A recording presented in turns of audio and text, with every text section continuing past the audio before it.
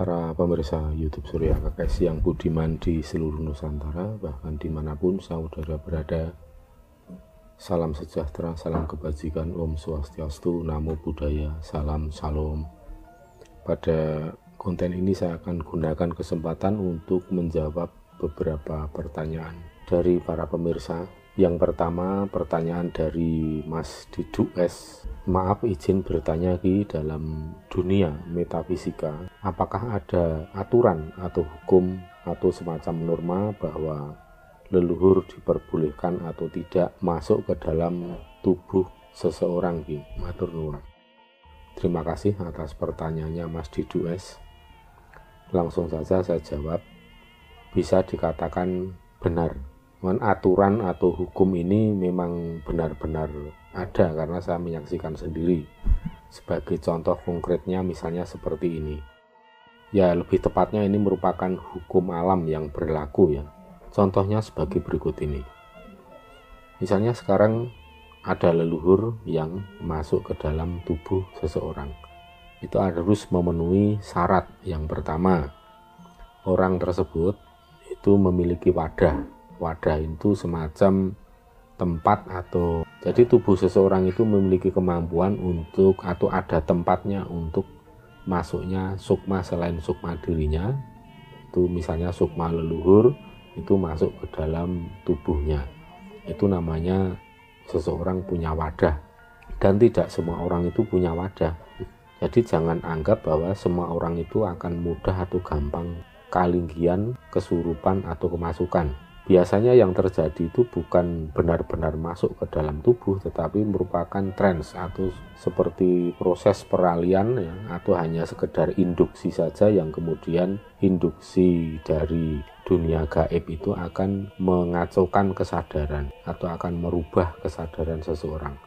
Nah, ini biasanya ini terjadi pada saat seseorang itu kesurupan atau kesurupan sebangsa lelembut yang bekasaan. Itu biasanya tidak masuk benar-benar ke dalam tubuh seseorang, tapi hanya kesadaran seseorang itu saja yang dikuasai oleh makhluk halus karena adanya induksi energi dari makhluk halus itu yang mempengaruhi kesadaran seseorang. Maka di sini tidak heran jika terjadi kesurupan massal misalnya ya. Kesurupan massal itu belum tentu jumlah yang merasuki orang-orang itu ya sebanyak yang kesurupan. Bisa saja satu atau dua lelembut atau makhluk halus itu akan menginduksi 2, 3, atau 4 orang secara bersamaan. Bisa terjadi seperti itu. Jadi Anda jangan membayangkan kalau ada kesurupan massal kemudian Anda menghitung misalnya ada 50 orang kesurupan massal, berarti di situ ada 50 makhluk halus yang masuk. Tidak selalu demikian ya, tapi justru yang pernah saya saksikan itu kesurupan massal itu ya tidak sebanyak itu yang merasuk ke dalam tubuh atau tidak sebanyak itu lelembut yang ada di situ. Hanya beberapa saja, tetapi yang terjadi energi lelembut itu benar-benar menginduksi atau menerpa orang-orang yang ada di situ sehingga karena energinya kuat maka mampu untuk mengubah kesadaran masing-masing orang yang kesurupan. Nah, ini bisa terjadi kepada siapapun, baik yang punya wadah maupun seseorang yang tidak punya wadah. Tetapi khusus untuk leluhur yang masuk ke dalam tubuh seseorang ini syaratnya seseorang harus punya wadah. Itu akan benar-benar sukma atau roh leluhur itu masuk ke dalam tubuh seseorang. Itu yang terjadi seperti itu. Dan masih ada syarat lagi, tidak cukup di situ. Tidak kemudian setiap leluhur akan kerso atau akan bersedia masuk ke tubuh seseorang yang punya wadah, itu belum tentu. Leluhur itu juga melihat leluhur berkenan untuk masuk ke dalam tubuh seseorang itu pun berat, tidak main-main ya. Di antaranya satu, ini bisa dicatat ya seluruh-seluruh. Seseorang itu masih punya hubungan darah dengan leluhur yang ngelenggahi atau yang masuk ke dalam tubuh seseorang. Ini akan mudah sekali karena ada kesamaan gen atau secara genetika itu sangat matching dan dekat, maka ini akan mempermudah leluhur untuk masuk ke dalam tubuh seseorang. Jadi ini tentu saja syaratnya harus ada garis keturunan. Garis keturunan ini ya bisa generasi pertama, kedua, ketiga, kelima dan seterusnya ya, itu masih sangat memungkinkan. Namun demikian, makin jauh hubungan darah antara leluhur dengan seseorang yang dipakai tubuhnya untuk media, itu akan semakin berat ya. Jadi makin sepuh leluhur, jadi kalau dibalik begini, makin sepuh leluhur itu akan semakin berat jika masuk ke dalam tubuh seseorang. Leluhur-leluhur yang sudah usianya di atas 100 tahun itu tidak sembarangan tubuh orang itu kuat menerima. Cuma yang terjadi di banyak video-video yang ditayangkan di media sosial itu seolah-olah dengan mudahnya siapapun itu akan kelenggahan leluhur agung Nusantara, misalnya Mahapatih Gajah Mada, Prabu Brawijaya, bahkan yang jauh lebih tinggi Raden Wijaya yang lebih sepuh kan itu. Sebenarnya itu ada dua kemungkinan ya, kalau itu bukan sandiwara atau sekedar gimmick untuk meraih jumlah viewer, yaitu hanya halusinasi saja. Ya seperti itulah faktanya. Syarat pertama ada hubungan darah. Syarat kedua, leluhur melihat pentingnya, tingkat urgensinya, tingkat daruratnya, tingkat krusialnya. Kenapa leluhur harus masuk ke dalam tubuh seseorang? Ini syarat kedua. Jadi melihat tingkat urgensitas atau tingkat pentingnya, daruratnya. Nah, kalau hanya untuk main-main, misalnya hanya untuk mengisi konten, untuk ngevlog dan lain-lain, ya tentu leluhur tidak berkenan untuk melakukan seperti itu, walaupun seseorang itu punya wadah. Jadi ini harus dicatat ya, bahwa leluhur itu adalah entitas luhur yang dulunya manusia tapi sudah berada dalam kehidupan yang levelnya tinggi atau entitas luhur, sehingga ya tidak akan berkenan jika melakukan hal-hal yang bodoh, hal-hal yang konyol hanya untuk ngevlog, hanya untuk membuat konten ya. Itu baru leluhur kita atau leluhur panjenengan. Apalagi leluhur Ratu Gung Binatoro, itu jelas kok ngurusi persoalan yang sangat sepele kan mana mungkin ya. Misalnya seorang presiden diundang ke rumah untuk main gatreng atau main petak umpet ya, dan tujuannya hanya untuk bikin konten YouTube. Nah itu kan sangat tidak rasional dan itu benar-benar tindakan yang bodoh.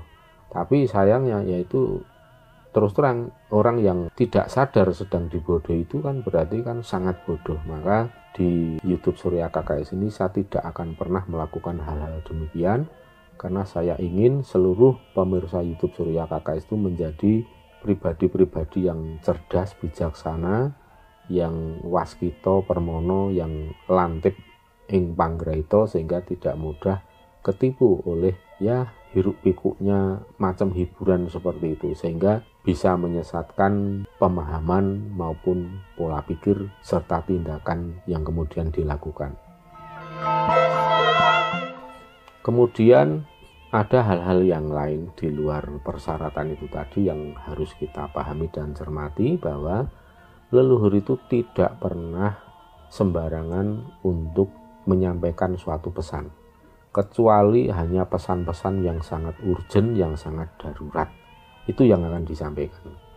Mengenai durasi waktu, berapa lama leluhur menyampaikan, selama saya pengalaman berinteraksi, bergulat dengan dunia metafisika, saya tidak pernah melihat leluhur itu ngobrol lebih dari 3 menit. Lebih dari 3 menit itu saya tidak pernah melihat. Kenapa? Leluhur itu menyampaikan pesan itu singkat, padat, berisi, berkualitas. Kadang-kadang ada beberapa kata yang perlu kita tafsirkan. Kadang leluhur menyampaikan suatu pesan itu dengan sanepan, dengan kiasannya. Tapi lebih seringnya leluhur menyampaikan suatu pesan itu secara gamblang, tidak dengan penafsiran, tetapi disampaikan secara singkat, padat, dan jelas. Jadi tidak mungkin kalau ada leluhur kok ngobrol sampai panjang lebar, bahkan durasinya sampai 20 menit, setengah jam. Nah, itu saya tegaskan bahwa kalau Anda melihat video-video seperti itu hanya hiburan semata. Tapi kalau seseorang itu menganggap ini benar bukan hiburan, ini kenyataan orangnya benar-benar kesurupan, itu berarti Anda sendiri yang tidak menyadari bahwa Anda sedang dikibuli oleh seseorang. Ini kembali saya garis bawahi, saya tegaskan bahwa tidak ada leluhur ngobrol selama 30 menit ya durasinya, atau sekarang 10 menit aja tidak pernah ada.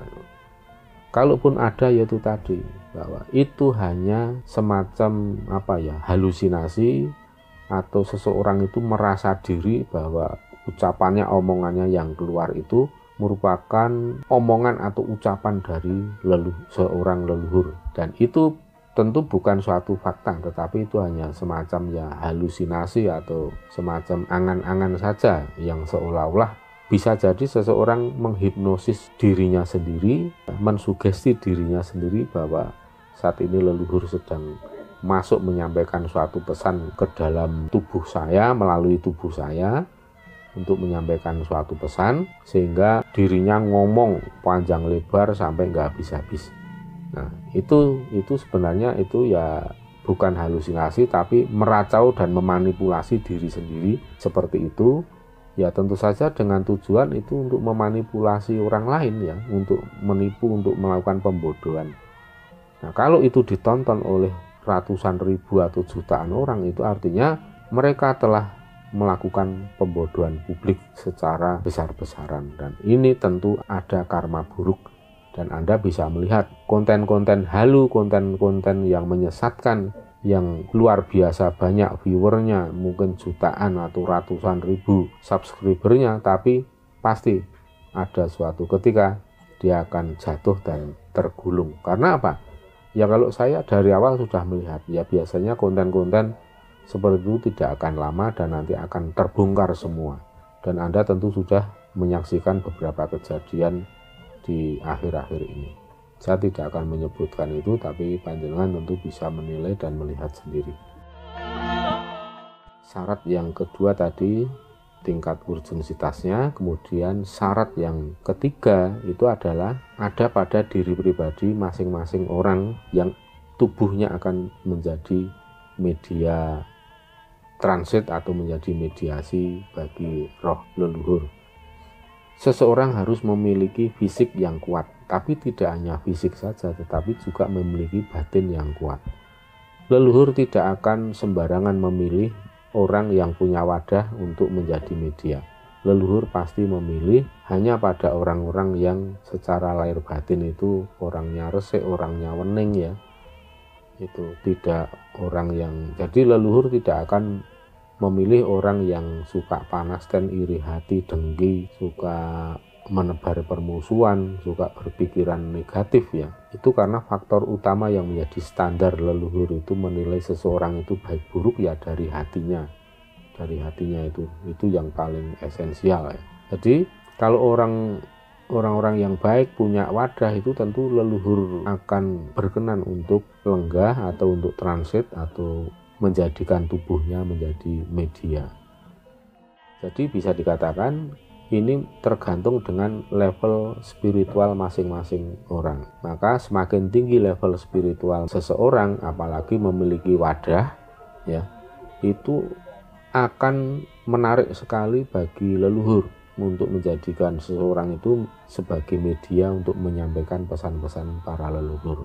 Ini sudah merupakan kunci atau rumus yang nggak bisa diingkari. Jadi leluhur pasti akan menilai, mempertimbangkan dulu, melihat apakah seseorang ini layak secara spiritual, kuat secara fisik untuk menjadi tempat transit atau lenggahnya leluhur atau masuknya sukma leluhur pada tubuh seseorang. Jadi seperti itu ya syarat yang ketiga. Terus kemudian ada satu lagi, jadi syarat keempat ya, syarat keempat, leluhur tidak akan menggunakan tubuh seseorang sebagai media, terutama seseorang yang tidak percaya atau tidak pernah mengunjungi leluhur tersebut ya. Jadi ini merupakan kunci. Jadi antara leluhur itu harus sudah kenal dulu seseorang yang akan dijadikan sebagai media atau perantara menyampaikan suatu pesan. Jadi ini syarat yang keempat ini tadi, leluhur berkenan menjadikan seseorang sebagai media perantara menyampaikan pesan dengan syarat seseorang itu sudah dikenal oleh leluhur atau percaya dengan eksistensi dan peran leluhur. Orang yang sering atau sudah pernah maraksowan ke leluhur yang bersangkutan, jadi seseorang sudah dikenal dan dipercaya oleh leluhur yang bersangkutan. Dan terkecuali, ya ini terkecuali, secara kasuistik ini seringkali terjadi, leluhur terpaksa menyampaikan sesuatu melalui tubuh seseorang karena memang ya keadaannya memang sudah keterlaluan, atau bisa dikatakan karena memang leluhur itu sedang marah dan ingin menegur atas ulah atau sikap keterlaluan yang dilakukan orang-orang yang masih hidup. Misalnya orang lagi piknik kemudian jahil mengambil batu-batu yang terdapat di situs-situs budaya.